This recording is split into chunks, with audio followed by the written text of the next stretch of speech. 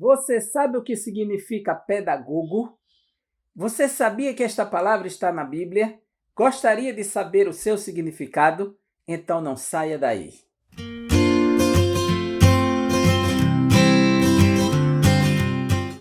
Seja bem-vindo, sou o professor Egivanildo Tavares e este é o seu canal, um lugar de aprender um pouco mais sobre a Palavra de Deus. Muito obrigado pela sua participação. A você que ficou nos tolerando por alguns dias sem gravar, quero agradecer a sua compreensão. Tivemos um problema dentro do lar, questão de saúde, mas graças a Deus estamos contando vitória. Minha filha que passou alguns dias internada, mas já saiu. Então, muito obrigado por estar conosco. Hoje queremos falar sobre o pedagogo, a palavra pedagogo, onde ela aparece na Bíblia, qual o seu significado, quantas vezes, qual o sentido original desta palavra. Então nós vamos ver isto. Ela aparece 3 vezes e as 3 foram utilizadas pelo apóstolo Paulo. A primeira vez está aqui na primeira carta aos Coríntios, capítulo 4, versículo 15. Quando Paulo usa ela de forma metafórica, ao dizer assim: porque ainda que tivesseis 10.000 aios em Cristo, não terias, contudo, muitos pais, porque eu, pelo Evangelho, vos gerei em Jesus Cristo. O que Paulo está dizendo aqui? Ele escreve para a igreja de Corinto. A igreja está dividida em diversos grupos, uns dizendo que pertence a Apolo, outros estão dizendo que pertence ao próprio Paulo, a Pedro, a Jesus Cristo. E aquele conflito por questão de liderança. E Paulo vai dizer para eles que, porque ainda que tivesse 10.000 aios em Cristo, outra tradução vai dizer que tivesse 10.000 condutores, ou guias, ou líderes, você só teria um pai. Então, essa palavra que é traduzida por aios, ou condutores, ou líderes, guias, é a palavra paidagogos. E o que significa paidagogos? Vamos saber, à luz dos dicionários, o que significa essa palavra. De acordo com o dicionário grego de Isidro Pereira, a palavra paidagogos é um substantivo masculino que significa escravo encarregado de conduzir as crianças à escola, preceptor de crianças, pedagogo. Porque esta era a função do paidagogos, do pedagogo, conduzir a criança. Mas quem? O escravo. Conduzir para onde? Para a escola. O pedagogo não era o sujeito que estava na escola, não era o sujeito que dominava a arte do ensino, não era o sujeito que representava a condução do conhecimento. O pedagogo era o preceptor, o guia, o condutor da criança. E este era um serviço do escravo. Ele que pegava o filho do seu amo, do seu senhor, do seu mestre e conduzia para a escolé, para a escola. Era esta a sua função. O próprio Claudino Piletti, no capítulo 3 da sua obra, Pedagogia e Didática, ele diz: o que é pedagogia? A palavra pedagogia vem do grego paidos, que quer dizer criança, e agein, que é o verbo conduzir, e logos, que é tratado ciência. Na Grécia Antiga, eram chamados de pedagogos os escravos que acompanhavam as crianças que iam para a escola. Como escravo, ele era submisso à criança, mas tinha que fazer valer sua autoridade quando necessária. Por esse motivo, esses escravos desenvolveram grande habilidade no trato com as crianças.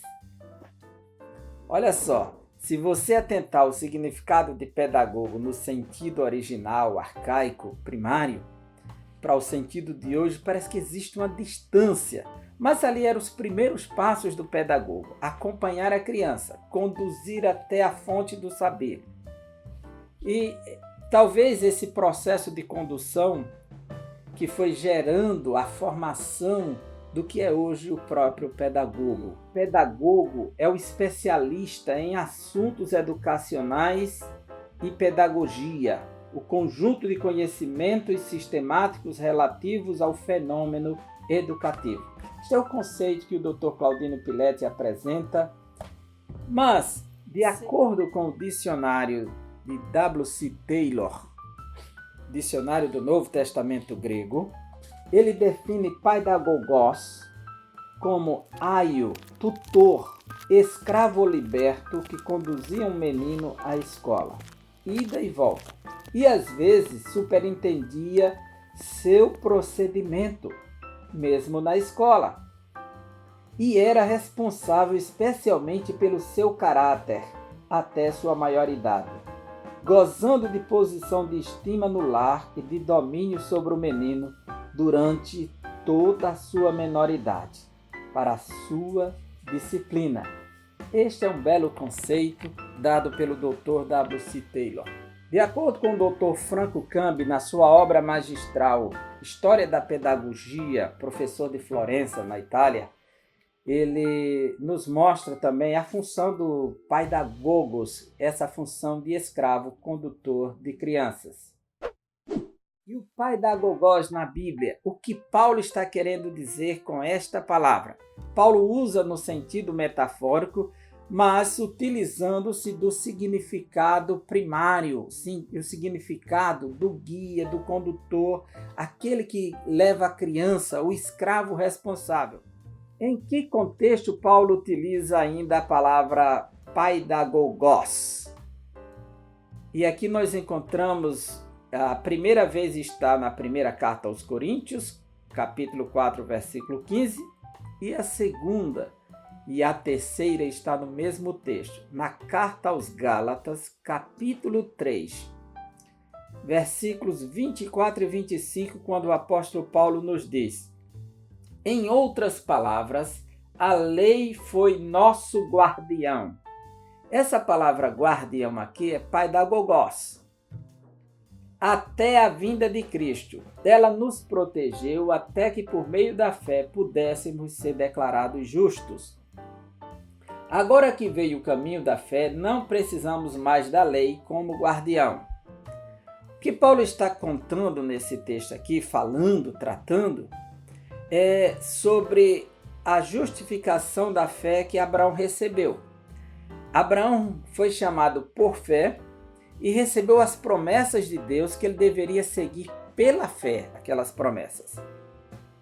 E depois Deus entregou a lei à descendência de Abraão, adicionando à lei as promessas. Mas as promessas que Abraão seguiria pela fé, ela vem muito antes da lei. Logo, a lei está submissa às promessas da fé. E qual a função da lei? Para que foi dada a lei? A lei foi dada para conduzir o judeu até Cristo, o Messias. Logo, todo aquele que percebe que a lei não tem a função de justificar o homem, de salvar o homem, mas de conduzir o homem ao Salvador, e reconhece isso pela fé, ele entra nas promessas que Deus deu a Abraão, que ele seria o pai das nações, que por meio dele seriam benditas todas as famílias da terra. E Deus fez essa promessa através do descendente de Abraão. Ele não diz os descendentes, que o descendente é Cristo. E ele declara de forma perfeita ao dizer que a lei foi nosso guardião, nosso condutor, protetor, que conduziu até Cristo. Mas chegando Cristo, que é o Senhor, então o escravo conduzia até o professor, que era o mestre, né? O didáscalos, como é chamado de mestre. E o mestre, o ensinador, que recebia a criança na sua escolé ou escola, ele teria a obrigação de lhe dar toda a educação, a formação ética, moral, intelectual, que era justamente a ideia da paideia, e para prepará-lo para ter uma formação areté, de padrão de excelência, para que ele estivesse na sociedade. Então Paulo mostra que A lei foi dada justamente para conduzir o sujeito até Cristo. Cristo é o mestre. É em Cristo que se centraliza toda a fonte da sabedoria, toda a fonte da salvação, toda a fonte da graça. É para ele que a lei conduz o homem. Aqueles que buscaram a sua justificação, o seu reconhecimento na própria lei, ele tinha a obrigação de cumprir o que a lei mandava. Se o sujeito obedecesse à lei, literalmente, o que se tornou impossível, porque a lei que fazia exigências, ela trazia punição para quem errasse em alguma coisa. Então, sempre alguém estava tombando, errando, falhando, descumprindo, e a punição era severa. Todos estavam debaixo da condenação da lei, debaixo da maldição da lei. A lei amaldiçoava quem não cumprisse. Então, Cristo veio justamente para nos resgatar da maldição da lei. Cristo veio para nos libertar da opressão da lei, da punição da lei. Logo, em Cristo está toda a fonte de cumprimento da lei. Então, quando Paulo diz que nós devemos ir para Cristo com fé, acreditando nas promessas que Deus fez a Abraão, foram promessas de fé que se cumprem em Cristo Jesus. Então, Cristo cumpre a lei, quem está em Cristo cumpre a lei, pela lei do amor, que diz, amarás o teu Deus sobre todas as coisas. Então, quem ama a Deus, cumpre os 10 mandamentos naturalmente. A função da lei era pedagógica. Ela é este pedagogo que conduz o sujeito até Cristo. Agora, basta olhar para Cristo, aquele que cumpriu a lei. Ele disse, eu não vim destruir a lei, eu vim cumprir a lei. Então, ele cumpre a lei que ninguém pode cumprir. E quem está em Cristo cumpre a lei pela lei do amor. Como diz o apóstolo Paulo na carta aos Romanos, capítulo 10, versículo 4. Pois Cristo é o propósito para o qual a lei foi dada. Outra tradução diz, Cristo é o fim da lei. Cristo é o objetivo da lei. Cristo é o fim da lei. É o limite. Como resultado, todo aquele que nele crê é declarado justo. Que possamos guardar esta mensagem da fé e da graça, sabendo que a lei cumpriu seu papel de pedagogos, de pedagogo, de conduzir o homem para Cristo. E assim desfrutemos da maravilhosa graça de Deus, aceita pela fé, considerando o grande trabalho do pedagogos, que foi conduzir-nos até Cristo. Que Deus abençoe você e a sua família e até o próximo vídeo, se Deus quiser.